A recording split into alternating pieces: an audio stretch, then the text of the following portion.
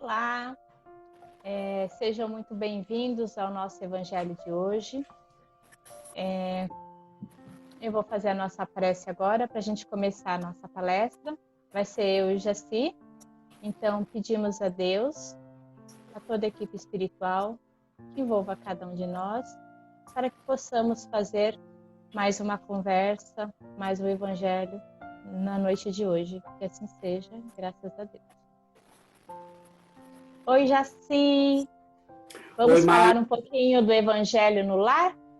Então vamos lá, vamos falar hoje da importância que tem o Evangelho no lar, né, Márcia? Sim, o Evangelho. Qual a importância que o Evangelho tem no lar? O que é o Evangelho no lar, Márcia? Qual a tua visão sobre isso? Olha, Jaci, a minha visão do Evangelho no lar é quando a gente abre a nossa casa para receber Jesus. Então, toda vez que a gente faz o Evangelho na nossa casa, é o momento que a gente abre a nossa casa para recepcionar o Jesus dentro da nossa casa, para que a gente consiga, dessa forma, a gente trabalhar um pouquinho o nosso amor, nosso carinho, a nossa paz dentro da nossa casa. É um momento que a gente separa do nosso dia para fortalecer a nossa fé, a nossa esperança e o amor dentro do nosso lar. Então, o Evangelho é importante porque ele consegue trazer Jesus dentro da nossa casa. Então, a gente recomenda na casa espírita que seja feito pelo menos uma vez por semana o Evangelho, né? É hora que a gente deixa tudo de lado para conversar um pouquinho com Deus, um pouquinho com Jesus. Tem isso que eu acho que é o Evangelho para mim. E para você, Jaci? Então, eu costumo dizer para as pessoas que Evangelho no lar é convidar Jesus para dentro da nossa casa, né? A gente convida todo mundo para dentro da nossa casa, convida os amigos, convida os parentes, convida as pessoas para dentro da nossa casa e muitas vezes a gente esquece de convidar Jesus. E o Evangelho no lar é bem isso, é você convidar Jesus para dentro da sua casa, né, para que a gente possa harmonizar o nosso lar. Então, imaginamos Jesus adentrando a nossa casa, né? Então, é harmonia, é amor. Então, a função do Evangelho no lar é isso, é convidar Jesus para dentro da nossa casa. Então, mas acho que é importante também a gente falar um pouquinho aqui, dar falar um pouquinho sobre a questão da família, né? Tem um livro chamado Jesus no Lar, que ele é psicografado pelo Chico, e também ele é ditado pelo Espírito Nélio Lúcio, que é quando Jesus fez o primeiro Evangelho no Lar na casa de Simão Pedro. Jesus estava na casa de Simão Pedro, junto com os familiares de Simão Pedro. Então, Jesus, ele começou a conversar com as pessoas ali, né? E, na verdade, eu vou ler aqui o que Jesus diz, o que é o nosso lar, né? Ele diz assim, ó, o nosso lar é um berço doméstico. Ele diz assim, o lar diante do mundo é o berço doméstico, é a primeira escola e o primeiro templo da alma. A casa do homem é a legítima exportadora de caracteres para a vida comum. Então vejamos só que Jesus diz o que é o nosso lar. Ele classifica o nosso lar como sendo uma escola, como sendo um templo. O que a gente aprende numa escola? A gente compartilha com os outros, aqueles que estão na escola, né? Nós aprendemos na escola, nós também absorvemos ensinamentos. Então, o que Jesus nos fala, né? E outro, nós nos autoeducamos também numa escola. E o que a gente faz num templo? A gente ora, né? A gente faz prece, a gente também compartilha com os outros, também dentro de um templo. Então, veja só que Jesus, a responsabilidade também, desse ponto de vista, ele tem que olhar, que Jesus nos dá para nós, de nós cuidarmos dessa escola, de nós cuidarmos desse templo. E ele fala também, ali na segunda frase, que nós exportamos de dentro do nosso lar, né, aquilo que nós aprendemos aqui para fora. Ou seja, aquilo que eu aprendo dentro da minha casa, aquilo que eu aprendi dentro do meu lar, com a minha família, eu exporto aqui para fora.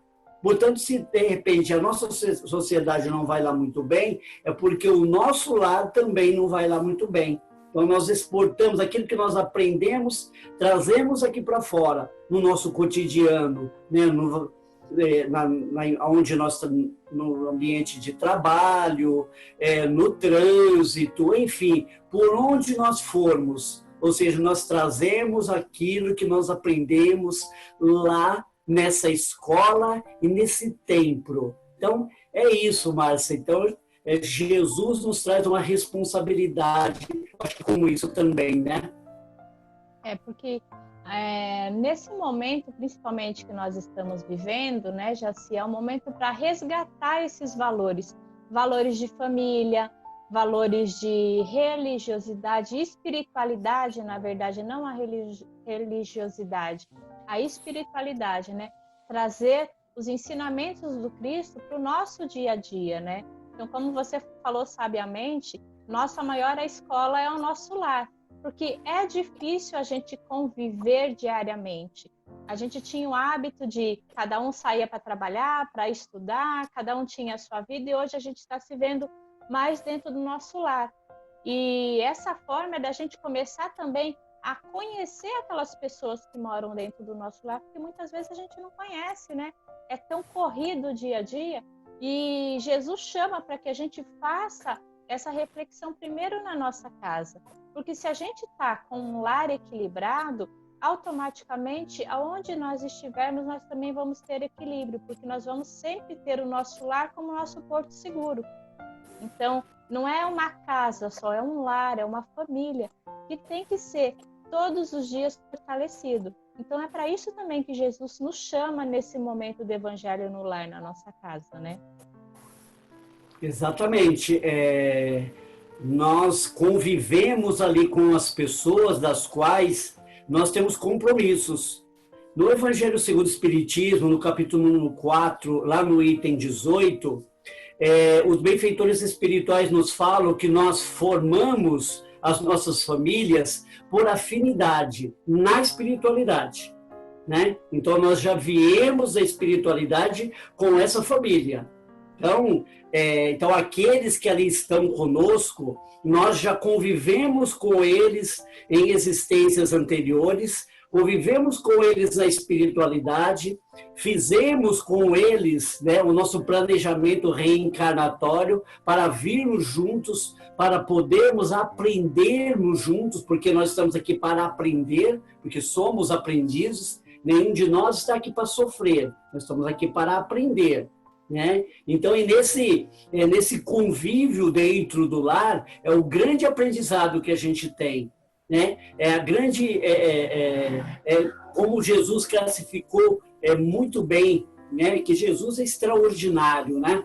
Ele nos chama a atenção para essa escola, e é essa escola que nós temos, e aqueles que lá estão já, né, vem de existências anteriores conosco, já tivemos relacionamentos anteriores, continuamos aqui ter esse relacionamento e vamos continuar também tendo. Então, né, então é uma convivência que não é só de agora, ela já vem anteriormente, e é isso por afinidade, ou seja, somos seres afins, né?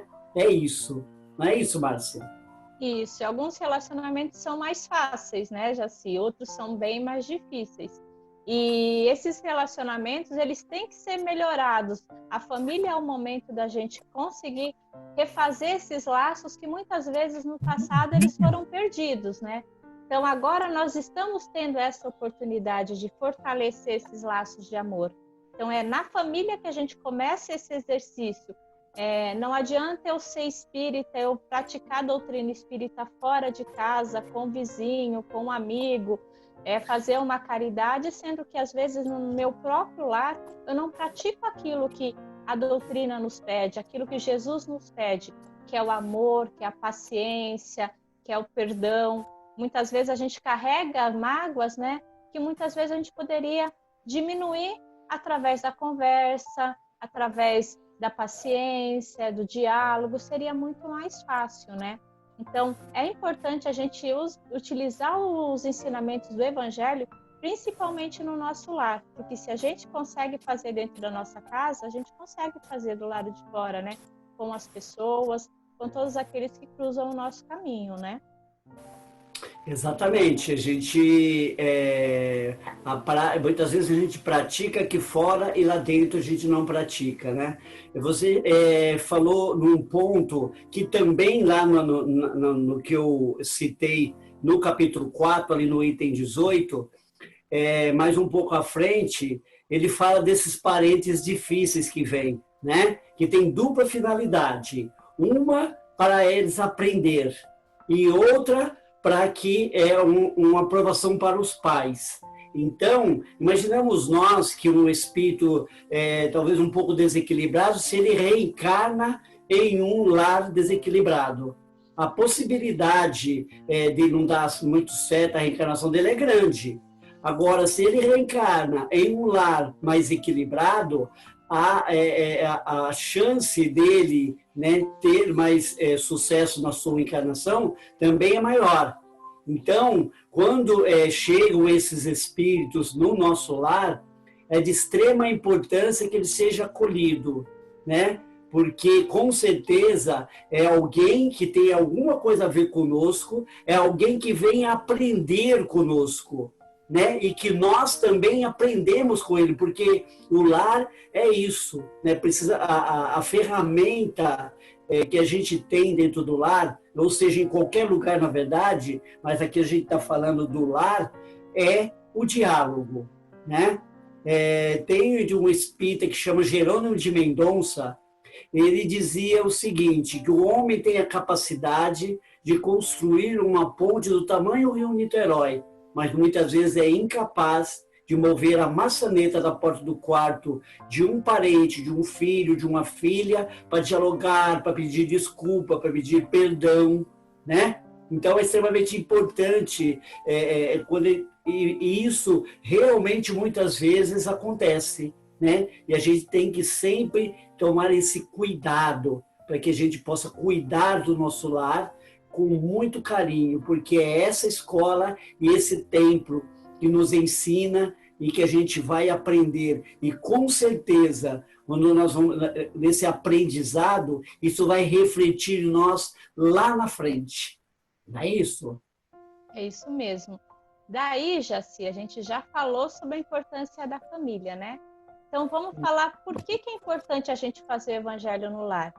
Por que toda vez que a gente vai na casa espírita ou a gente assiste uma reunião, as pessoas sempre falam, olha, faça o evangelho no lar, é importante. Então, vamos esclarecer por que é importante, Jaci. Então, na minha opinião, eu acho que o evangelho no lar, toda vez que a gente traz Jesus para nossa casa, a gente acende uma luz. Então, vamos imaginar que está tudo escuro. Quando está tudo escuro, se a gente acende uma vela, a quilômetros de distância é possível ver essa luzinha. Então, toda vez que a gente faz o evangelho, é como se a gente acendesse uma vela dentro da nossa casa, é um ponto de luz.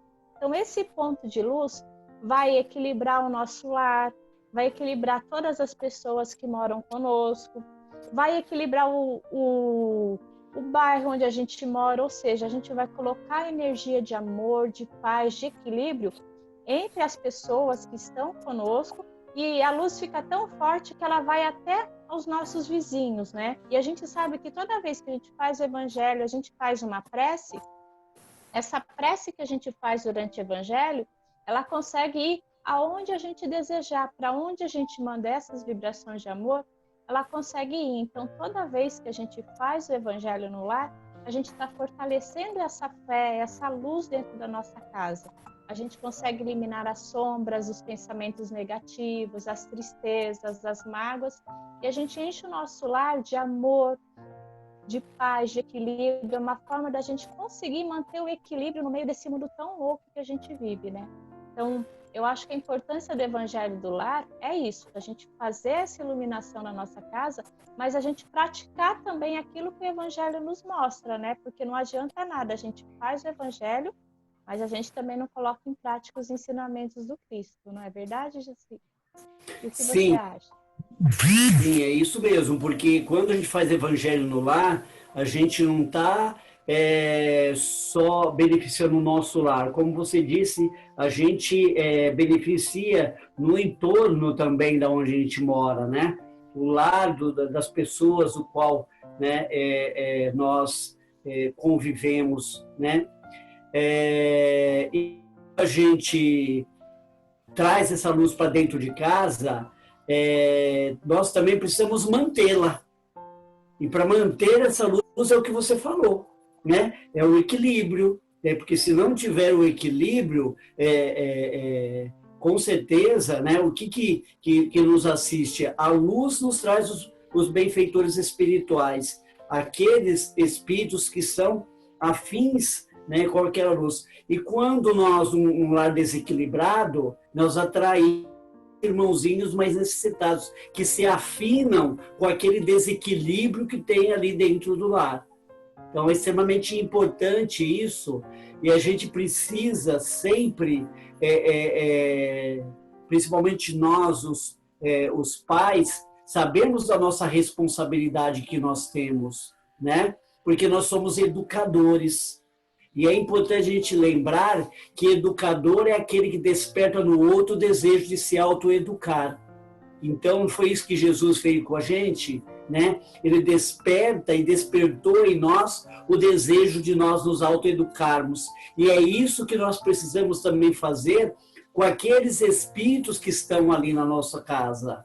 Porque eles também são aprendizes que nem nós, né? Nós, pais, não somos seres superiores a eles, né? Nós somos espíritos também ali debaixo do mesmo teto, que daí nós já falamos da questão da importância do diálogo que precisa ter.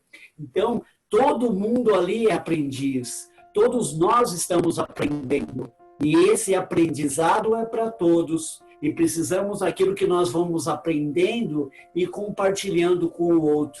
Isso, né, que nós precisamos ter dentro do nosso lar.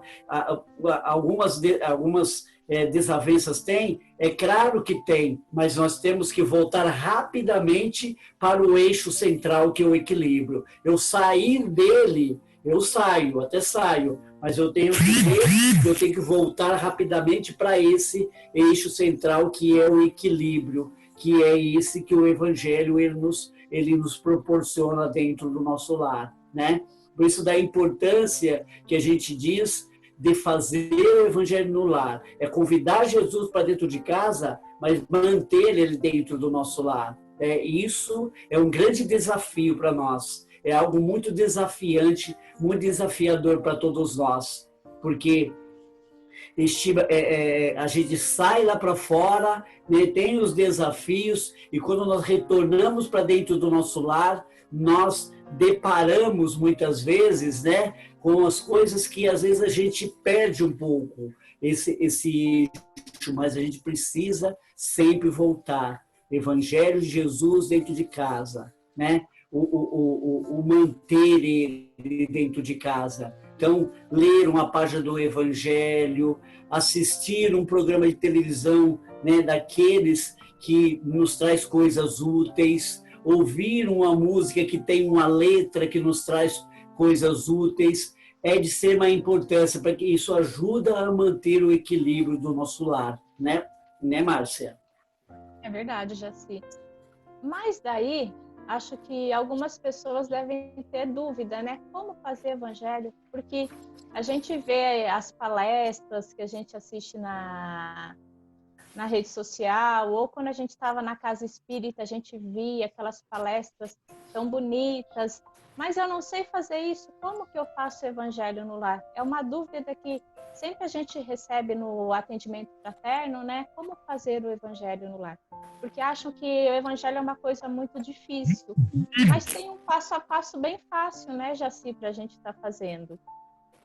Sim. Então eu vou falar como eu faço na minha casa. Você fala como faz na sua, tá bom? Tá. Vai lá. Como que eu faço? Eu tenho um dia e horário específico para fazer o evangelho. Por que eu faço num dia e horário específico? Porque a gente não está chamando Jesus para ir na nossa casa, digamos assim que a gente está chamando Jesus para tomar um café.